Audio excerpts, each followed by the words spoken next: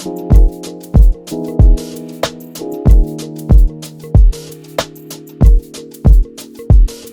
welcome back to the Zedoralivepod podcast. Who I'm with today? Jaden, once again. Our very, very special guest. Would you like to introduce yourself? Naz from Newham. Nice. Just the handle. Yeah, the handle, the whole thing, yeah. You rep Newham quite big time. Would you say it's actually quite a big deal to you, like where you're from, community, that kind of thing? Yeah, it's my home. I know we don't do keys to the city, but if that was a thing, I'd have them. You'd have them to Newham. Yeah. Maybe you can tell everybody a bit more about who you are, how you're feeling, what you do. Mm-hmm. So I'm Naz, and I work across a lot of things, like jack of all trades type business, master of none, but trying to be a master of something, I guess. And yeah, I work across music, currently working across film as well, and predominantly work within management, creative ventures, and also journalism, which is something that everyone kind of knows me for. And yeah, where am I from? I'm from Newham. It's my home, and I love it so much. But yeah, what else should I say? Did I miss anything out? No, I think you're right. Just so are there any projects that you've been up to? We've looked at, I suppose, your resume, and you are busy. You are super. We were just talking about this before, right? Yeah. So is there anything that you've got going on at the minute that you want to tell people? Mm-hmm. Yeah, I'm a super busy bee. Currently, obviously working with my artists on their upcoming projects, trying to just be a momager and try and organize everything, which is, nice. Kris Kardashian, you are my inspo. So yeah, no, literally, I'm just trying to organize everything, I guess, and organize rollout plans, and also for myself and my writing, trying to structure everything so I have time to write things and also plan things ahead of time.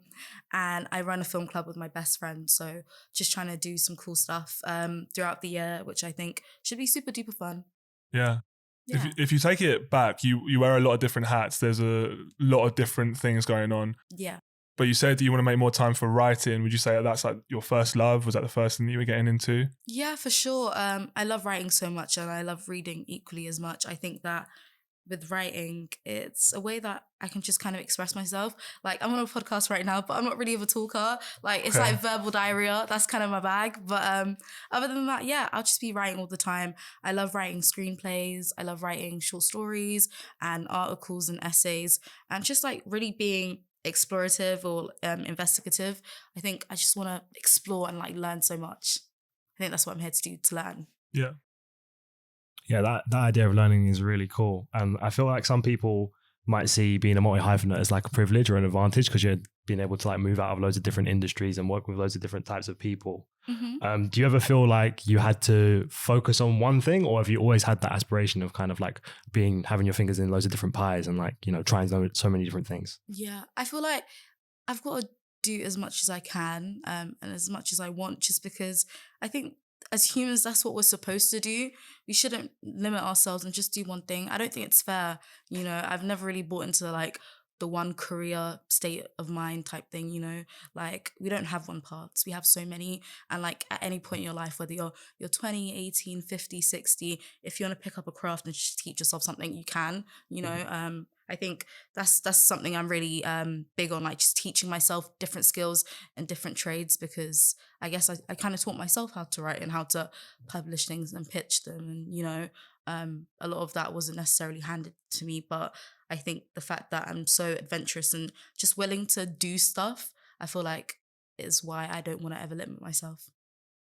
I was going to ask, when I was looking at, again, your CV, what you've been up to, Mm-hmm. I was going to ask whether you're a multi-hyphenate out of necessity or whether it's intentional, but it sounds like it's just something that you do almost naturally because you just have a lot of different interests and you just go down those rabbit holes and see where you can get with them. Yeah. Is that fair to say? Yeah, definitely. I feel like initially it was out of necessity because obviously where I'm from is literally not just one of the poorest boroughs in London, but one of the poorest boroughs in the country.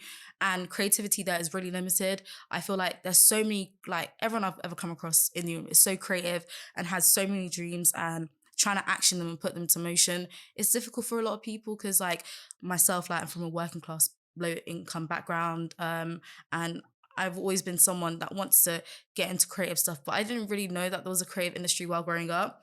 I just thought I like this and I like that, I'd love to explore it further.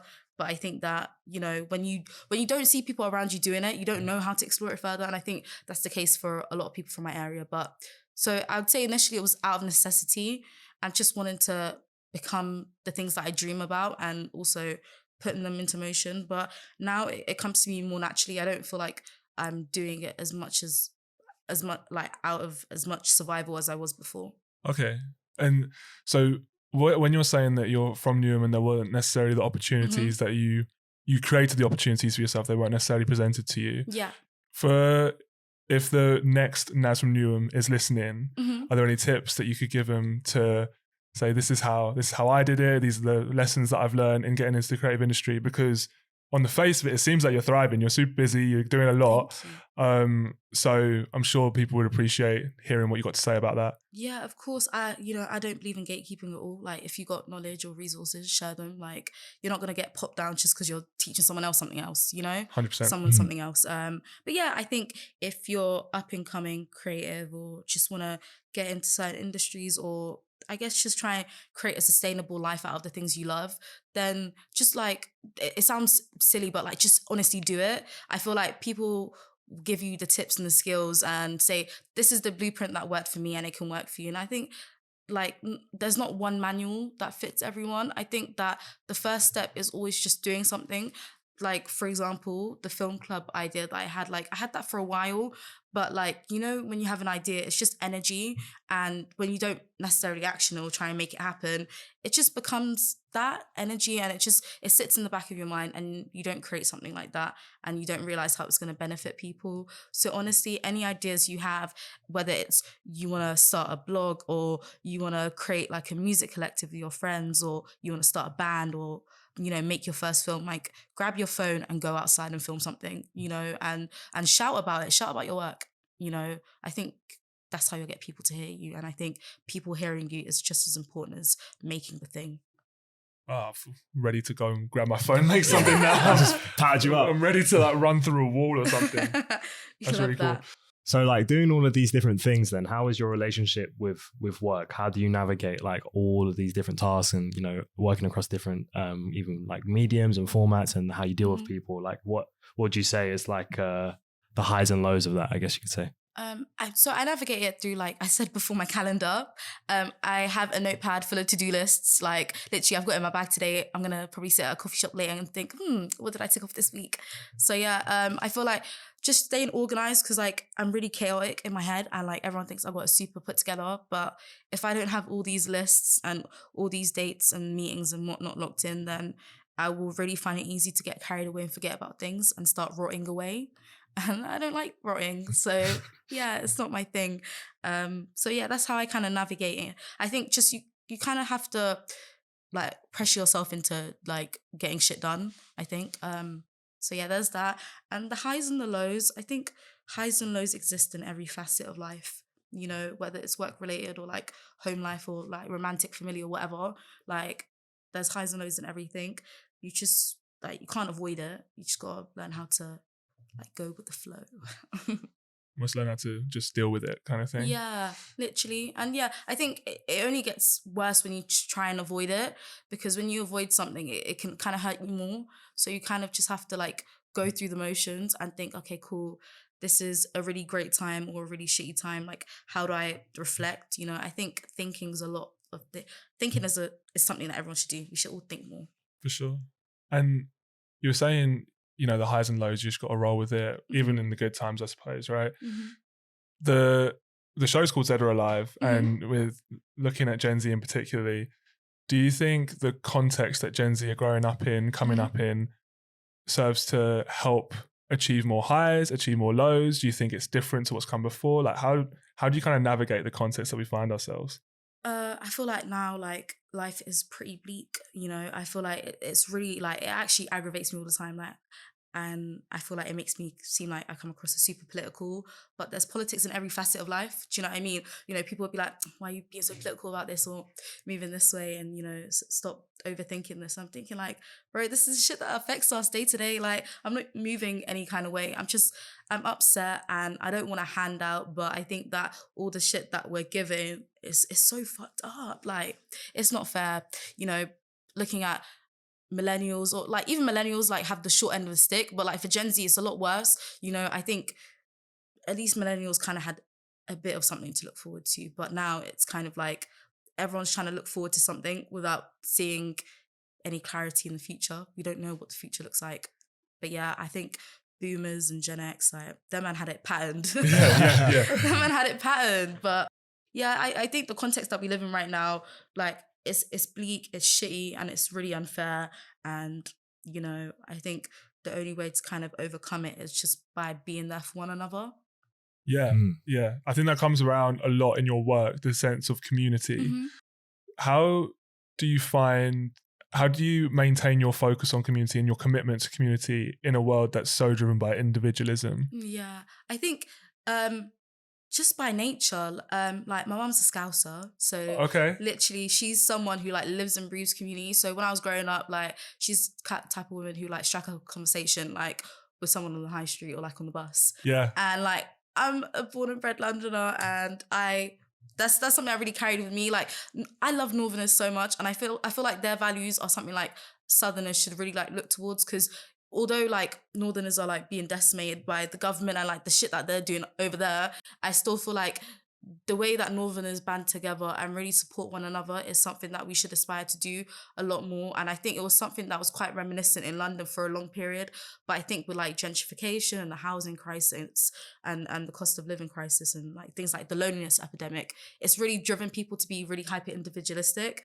And I think we've got to be the opposite in spite of that. Do you know what I mean? You can't become the situation you are and the situation that you live in, because that's what the government and people that are on fuckery want from us. You know, they want us to be bitter and spineless and just awful human beings, but we have to try and do better. That's why I'm always talking about community, because it comes so naturally to me. Do you know what I mean? The way that I grew up on an estate. You know, if you didn't have sugar, you'd knock on someone's door for some. Do you know what I mean? Like after school, if none of us really had money, we'd pool our change together and make sure that we could all each get chicken and chips. Like that's literally the way that I grew up, and it's something that's never really left me. And it's something I never want to leave me. Yeah, so I think that just try and live and breathe this as much as you can. Yeah, for sure.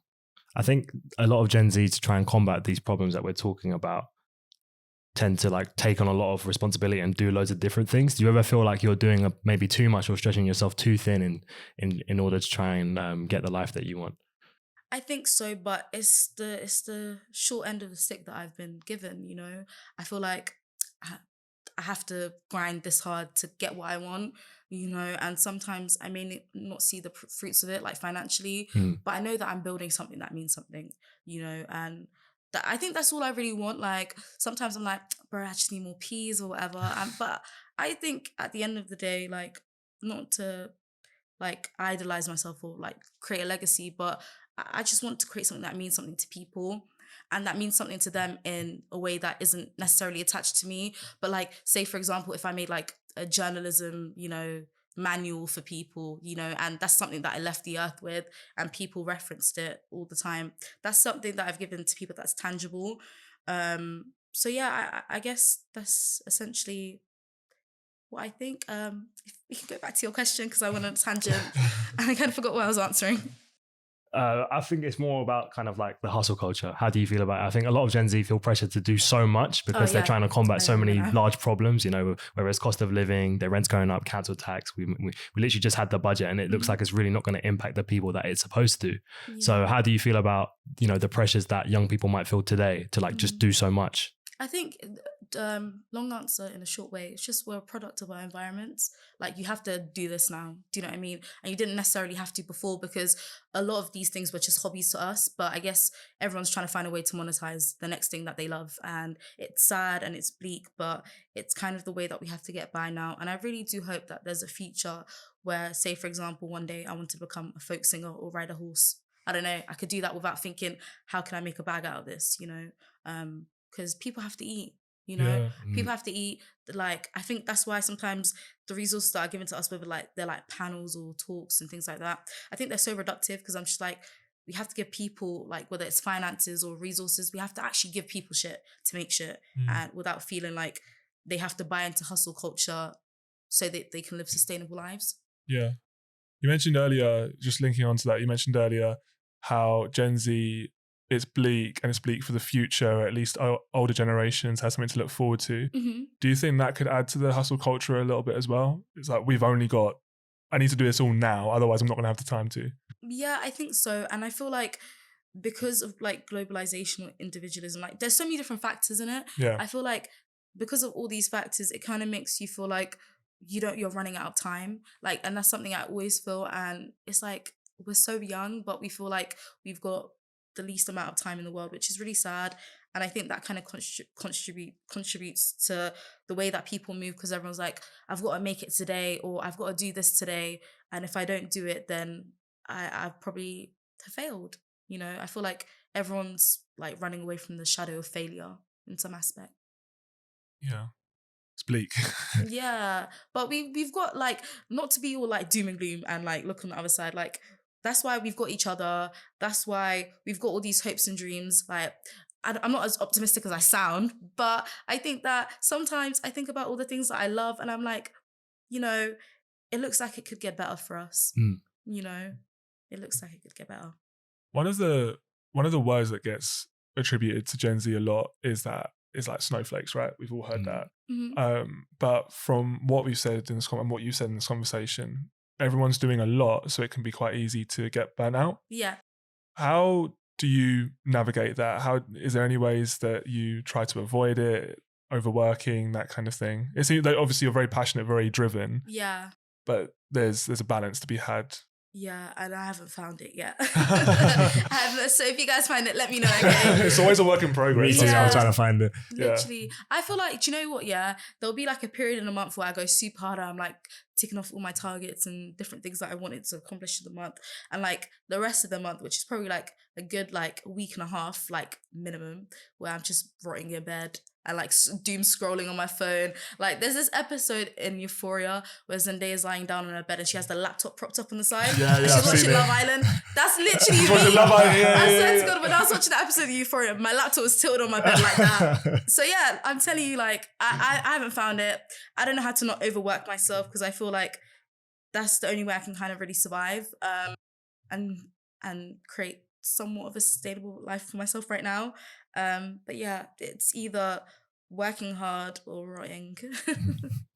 Yeah, wow. That's, yeah. But yeah, you know what? I do want to like find healthy alternatives. Like it's not good. Like I think it's really like, it's just awful. Like I'm seeing the effects of it on my health already and I'm not really enjoying it. But I do think what I've kind of prioritized recently, because I'm like 2024, this cannot run.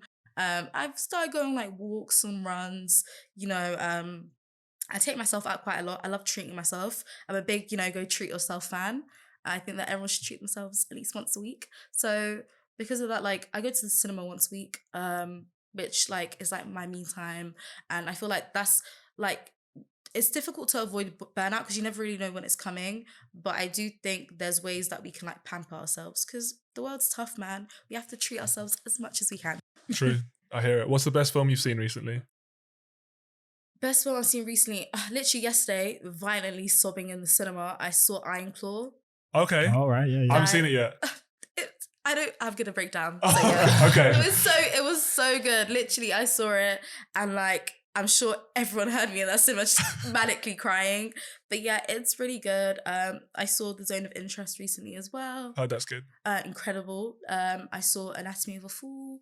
which is really good too. So yeah, like one thing about me, I'm a watch a film. Yeah. So yeah, I saw quite a few films this month and last month. But yeah, looking forward to a Japanese film called Monster that's being distributed in the UK next week. Okay. So yeah, that came out like a while ago. Like all these films come out a while ago, have come out like a long time ago. But because of distribution, it's hard to see it in theatres in the UK. Mm-hmm. But like, yeah, finally getting a chance to see Monster, which I'm excited about. Nice. Yeah. How about you guys? What films have you seen recently? Oh, I haven't seen films like that in a long time. I'm going to defer to you first. While I can't even remember the last thing I saw in the cinema. It's okay. Maybe a series or something that like you're really banging out right now that you love. I've been rewatching Prison Break recently. Nice. Classic. Shout out Michael Scofield. Yeah. I started the Gentleman, the series, the other day on Netflix.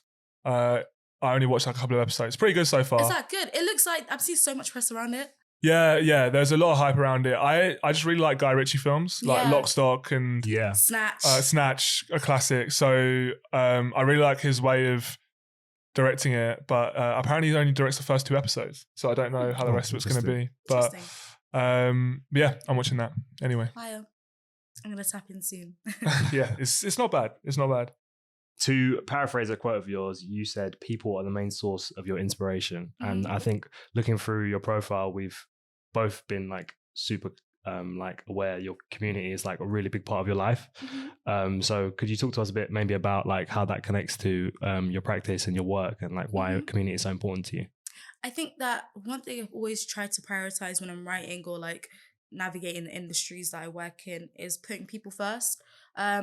Not saying I make a good job of it all the time, but I think that my intention is always to do right by people and put people first in everything that I do. So every article that you see written is about a community or a person doing something within their community and within their space.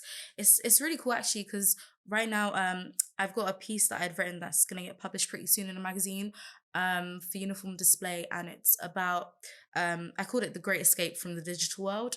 And I basically have written about like 20-ish collectives and clubs in the UK, not in the UK, specifically London, that are kind of creating communities and third spaces. And I took photos of 10 collectives with my friend. My friend's the photographer. So Iggy took 10 photos of people and collectives that are doing really amazing in London. So like we caught up with someone who runs a chess club, someone that runs a hiking group, someone that runs a run club, someone that runs a sip and paint club. So like different people that are trying to create community outside of the digital sphere. So yeah, like that was something I was really adamant on doing. And like one piece that I really want to write about soon, if editors accept my pitches, please. If you're watching. Yeah, if you're watching, please, guys. But I really want to capture some librarians and the work that they do, because I grew up in a library and it's super important to me. And there's all this discourse about libraries right now, because I'm sure you guys have come across that guy. His name's Michael. I've seen him, yeah. He's such an icon, and he promotes libraries so much. And literally, I found my old library card the other day that I lived and breathed by from when I was 11 to 18, and I was like, wow, I loved the library so much growing up, and I kind of just want to see what librarians are doing now and how they try and connect with young people in the digital world as well. Yeah, it's interesting how it's all developing. Everyone's stopping going outside and staying inside and trying to connect with people digitally, which is great, but also it can't necessarily replace it. Yeah, it can't. Like even the other day, I was walking with my friend and I was like, do you see kids playing out nowadays? Like that was a big thing for me. I was an outside kid, like playing Cops and Robbers, Wembley, like all these games were my thing growing up. And I just think that we shouldn't let the internet replace in real life connections, because there's nothing like it. Yeah, definitely. I agree with that. Speaking on that, you've got the hashtag Nash Nation and also your film club. How does it feel to be supported by so many people in different aspects of your life? Naz Nation is actually such a funny term. Like, it's actually a joke. I ran with it on Twitter. Like I do like just dumb shit on Twitter. Just like, yeah, that's just me. Like, I'm just an idiot on Twitter, I guess. It's working. So yeah, it's kind of cool. So when people are like, I know you from Twitter, I'm like, what did I say? What did I say, guys? But yeah, literally, sometimes I'll just like tweet like, I love Naz Nation, or like reporting for duty. How's everyone doing? Good morning, Naz Nation. It's like my own stan group. No, I'm joking. I don't have stans, but yeah, I think Naz Nation came out as a joke first of all, and then I just love it. We're gonna make a Reddit. No, I'm joking, but we need like it's like a little community. It's just a silly joke, I guess. But yeah, it's nice that to add on to like the rest of the question, it's nice that people support me. And I love supporting people back. So yeah, it's nice. Yeah, it's good. Again, it's all about community. Every question's been going back to community. And also, hazard a guess that it's supporting you for sure, but it's also buying into something, you know, people who are part of hashtag #NazNation, you know, they're getting something out of it as well. Yeah. You know what I mean? I hope so. Especially with like my work and everything that I kind of post about, like, it's nice that people can kind of relate to it. Or like what I find really interesting is with the work that I post, a lot of uni students will shout me and ask to reference my pieces in their dissertations and things like that. So I find that super cool. There's even people that want to shadow me, and I'm thinking I literally rot in bed. Like you want to shadow Euphoria. me, literally watching you can shadow me watching Euphoria or something. But no, yeah, jokes aside, I think that it's really nice that people relate or like see themselves in the works that I've written about and things like that. Because I'm just like, that's all I do it like for anyway. You know, I want people to feel seen and connected. And some of the work that you do is the film club that recently started, right? So yeah, the film club especially, which is super nice because last month we did a Bridget Jones diary screening, like to commemorate Valentine's Day. So like loads of people came, which was super fun. And it was like me and my best friend, like once the screening was done, it was super euphoric to us because we were like, loads of people came, some people knew each other, some people didn't, but like people were chatting and laughing and like really connecting, like, and at the end people kept coming up to us, thanking us for making a nice space. And I'm just like, damn, like it's nice that you get to feel that way. That's all we did it for anyway, for people to feel like they have a space to enjoy the love of cinema together. Yeah, I love that. So when's the next one? The next one is the last Wednesday of the month. I think it's the 28th or 29th, but I don't know. It's the last Wednesday of the month every month though. Nice. Cool. Yeah.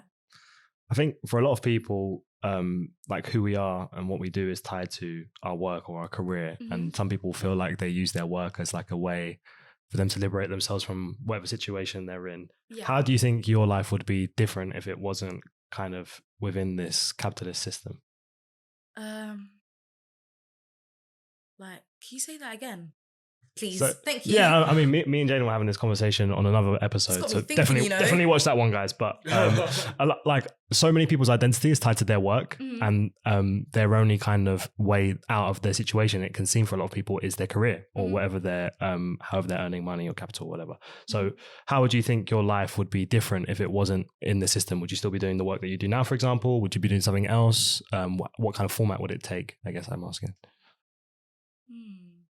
Damn, this has got me reflecting. I think that, I think first and foremost, although like my work is so intrinsically tied to me and super important, I think it's important to not let the work that we do become us or define us, because that way you become sucked up by like capitalism, stuff like that. Like it's hard for you to see beyond the fact that you're actually just a human being, like first and foremost, if you just think like I am my work and the work that I do.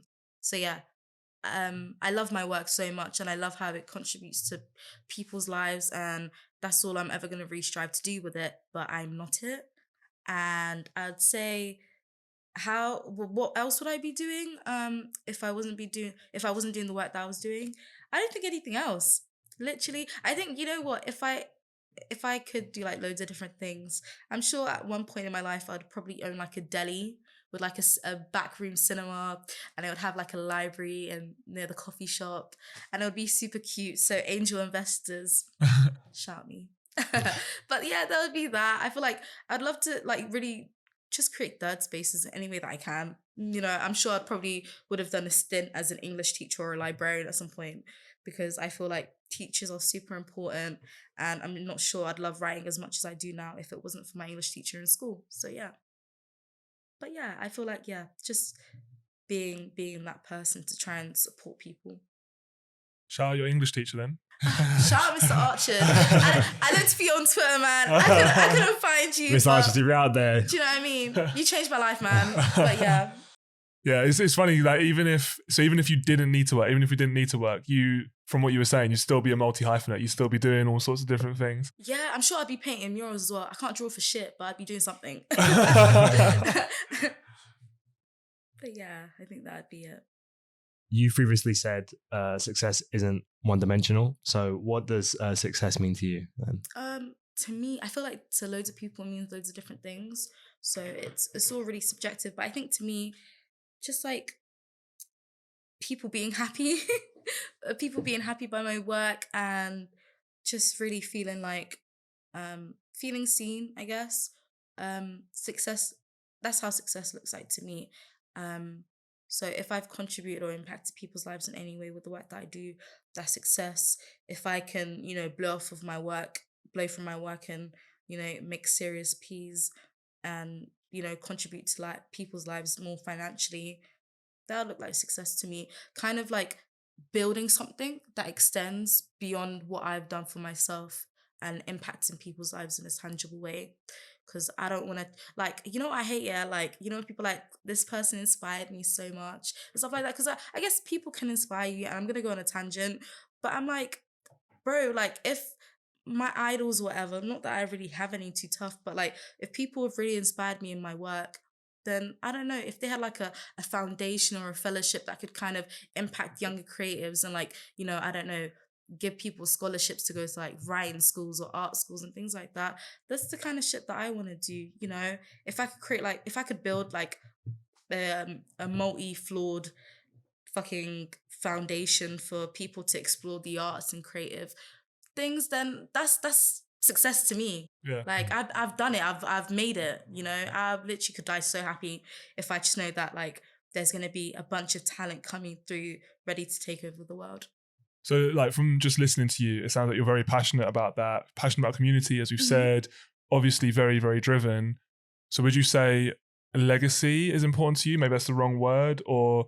I guess legacy in the sense that I've created something for people rather than like a legacy in relation to myself. Right. Like I love me, I'm great, but like I'm just a person.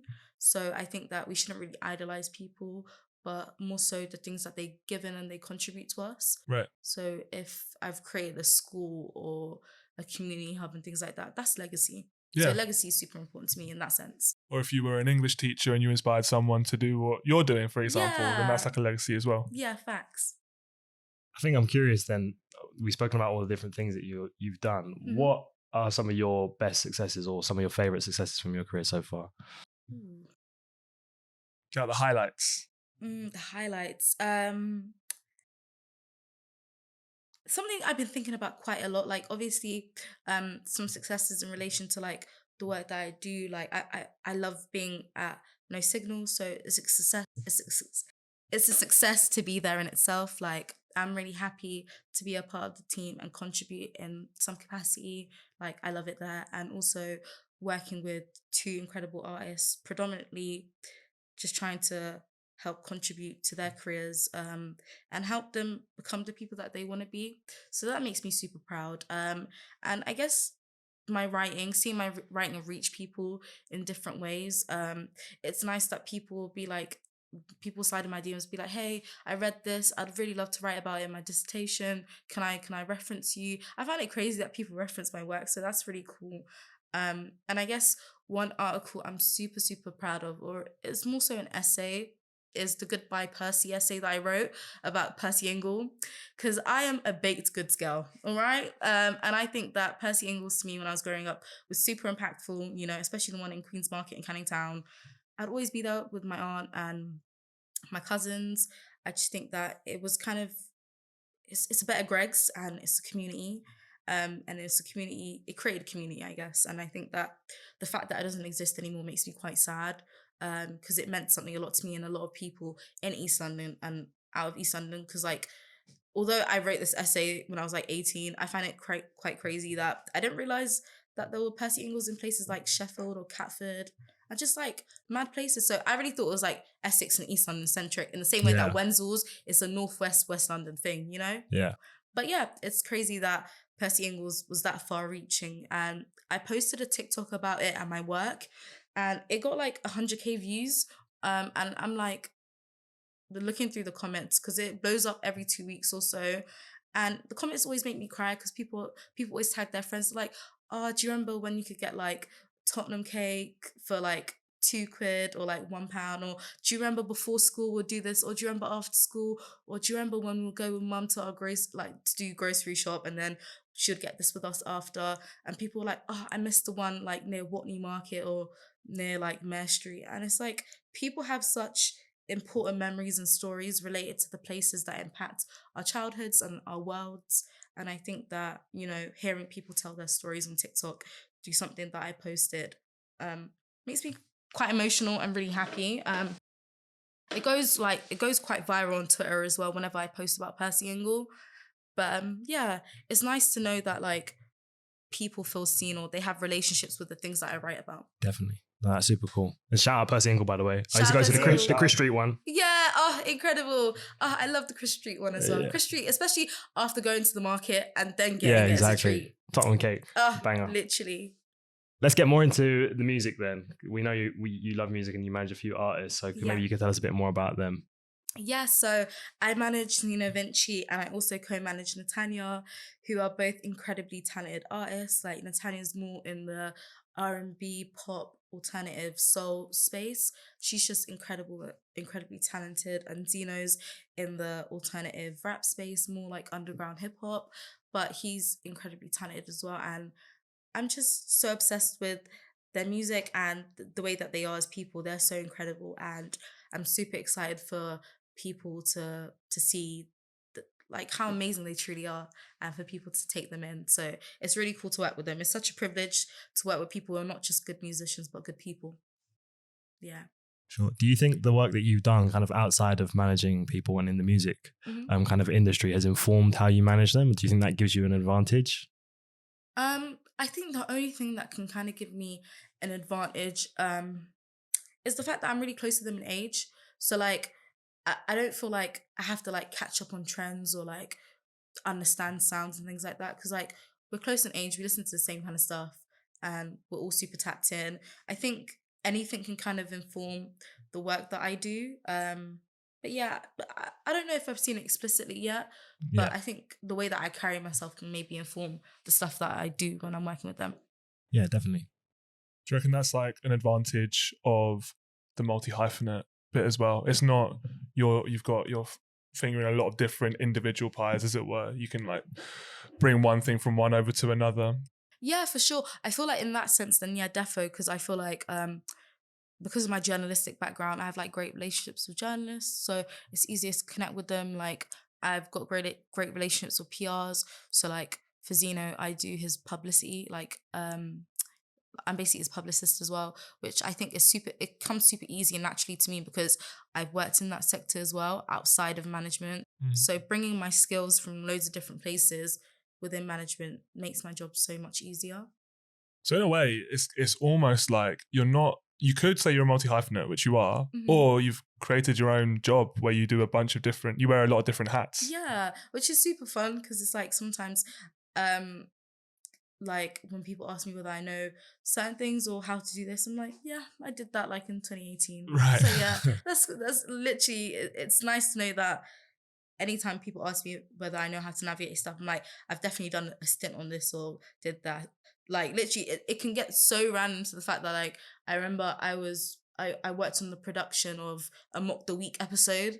So like I'm telling you, that's pretty cool. That is cool. So cool. But it's like I've done loads of different and cool random things. And I'm just like, that has all really informed the way that I am now and the work that I do.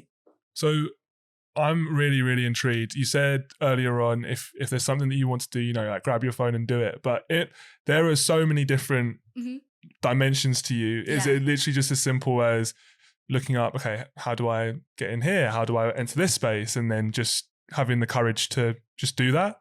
Yeah, I feel like I love Google. Google's my best friend. So like if I want to know something, I'm going to go and Google how to do this. So yeah, literally, like, I think when I was learning how to pitch to magazines, I just Googled how to pitch stuff, how to pitch essays, how to pitch articles. So yeah, Google's anyone's best friend. And so's YouTube. Like, I remember one day, I think it was like lockdown, I wanted to know how to DJ, like everyone. Yeah. Like everyone, yeah. I'm sure everyone did that YouTube. How to DJ, how to pioneer it. set. Oh, we love that. Literally, how to find like a pioneer set. You know? So like, I think YouTube, Google, your library, those three things are your best friends. That's how you can learn how to do stuff. So yeah, I love learning. It's very evident that you love learning. You wear, as I say, you wear a lot of different hats, and you're pretty good at all. And I of love them. being teachable as well. Like, I always I think it's testament to the fact that I'm a Gemini. Like, I want to know something new every time. So like, I have like, I'm the fun facts kind of girl. Take me to a quiz show. I got you. Like, yeah, it's just fun to learn and to teach and to be taught as well. Yeah. I think it's really clear from your experience that you're like very much tapped into like social movements, cultural history, and like the provenance of the spaces that you're in. So maybe could you tell us a bit more about your involvement with Face the Facts? Face the Facts. So I helped like plan the episode for that, for the most recent episode about Sudan, Congo, and Palestine. But it was more related to how we can mobilize and how we can become like better within our activism and organize better, because Margaret Thatcher had decimated unions and people mobilizing and organizing in such an awful way. So I think helping organize that episode between Sophia Urkel and Scully was really important to me, and I think it was super, super necessary. So shout out Jojo for allowing me to support and plan that episode. But yeah, I think that everyone's political, even if they think they're not. Do you know what I mean? And there's nothing like embarrassing or like just overbearing about being political. Like, this is life. There's politics in everything. So yeah, I think that it's important to be involved. It's important to know your rights, and it's important to support other people. Just not just in the spaces that you're in, but like other countries. We will educate ourselves on these things that are happening in other places, because it's not fair and it's not right that we think that we can disconnect from atrocities around the world because we live in the West. You know, I literally say it all the time, but we're only here by luck. I'm only here just because, like, just by luck. Do you know what I mean? I'm not here because I'm special, or my family didn't come because they're super academic or super important. And even the people that have come because they're super academic or important are treated like shit by this government. And we've seen it, you know, and by previous governments too. You know, we're here because the West has its hand in lots of atrocities, and you know, it's really unfortunate that we aren't able to mobilize or organize as much as we did before. But I think it's something we need to bring back and support one another. Yeah, it's something that I've thought about. I think I saw it on Twitter or something like that, and it was someone saying doing nothing is a political act in itself. So to your point about everything's political, whether you like it or not, doing nothing, being individualistic, whatever it might be, or trying to create a community, a union or something like that, it's all political. It literally, it really is. And I think, literally doing nothing, like, you think you can hide from all the awful things that are happening around the world, but that just shows the kind of person you are and the stance that you have. Like, I'm telling you, like, people are really out here dying and suffering. Do you know what I mean? You taking your time to say something, like, even if it's just a post on Instagram, like, you taking your time to like post something in your story about where people can buy eSIMs or like go to their nearest protest point, things like that. Like, you don't, like, we've all got loads of followers, like, do you know what I mean? Whether it's 200 or like 10,000, like, those are still like 200 people is like an auditorium full of people. Do you know what I mean? You got to quantify it in that way. It means that people are going to see what you're posting, and it matters. And also donating, giving people the resources to be supported. Yeah, I know that another thing that gets attributed to Gen Z quite a lot is that we're an apathetic generation where it's like, well, what power do I have? What can I do? So I think what you're saying about, even if it's 200 people, you know, you do what you can with what you've got. Yeah. And if everyone does that in the same direction, then that's when you get real change, right? It's true, yeah, and it's so important. I think, Gen Z get called apathetic quite a lot. And I don't think it's fair, because there's structures in place that have actually kind of made us apathetic. Do you know what I mean? Like, I'm sure like the other day, Rishi Sunak was saying something about how people protesting, you can get arrested and whatnot. So there's really insidious and like Dickensian shit going on. Do you know what I mean? Like, it's the 21st century and it's 2024, but you know, the government is really trying to suppress people, and people always talk about, like, you know, fascism's on the rise and like it may be around the corner. I'm like, we've kind of already arrived if people aren't allowed to protest in the ways that they want to. Do you know what I mean? Like, I feel like the ways that we protest, in my opinion, it's quite, it's just super suppressed, you know, and it's like we're not doing the most anyway. Do you know what I mean? Like, we should be doing more, in my opinion, but the fact that it's getting suppressed as much now, it's fucked up. Yeah, for sure.